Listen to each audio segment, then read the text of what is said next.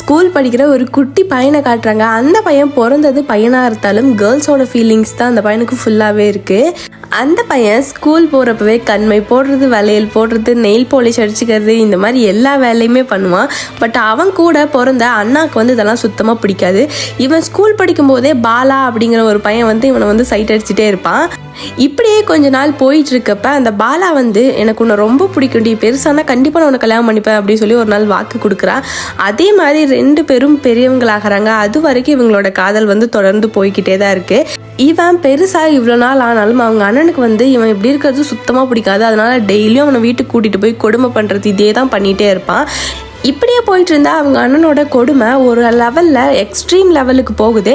அவனை கொலை பண்ணுற அளவுக்கு அடியாள்களை செட் பண்ணி வைக்கிறான். அவங்ககிட்டலாம் இருந்து ஹீரோ வந்து தப்பிச்சு வந்து ஒரு ஆற்றுல உட்காந்து அழுதுட்டு இருக்கான். அப்போ தான் பாலுமே வந்து உன்னால் எனக்கு குழந்தெல்லாம் பெற்று தர முடியாது, நான் வேற ஒரு கல்யாணம் பண்ணிக்கிறேன் அப்படின்னு சொல்லிட்டு அவன் அங்கேருந்து கிளம்பி போயிடறான். இதெல்லாம் கேட்டு மன உளைச்சலான ஹீரோ இந்த ஊர்லேயே இருக்க வேணாம் அப்படின்னு சொல்லி வேற ஒரு ஊருக்கு கிளம்பி போயிடுறாங்க.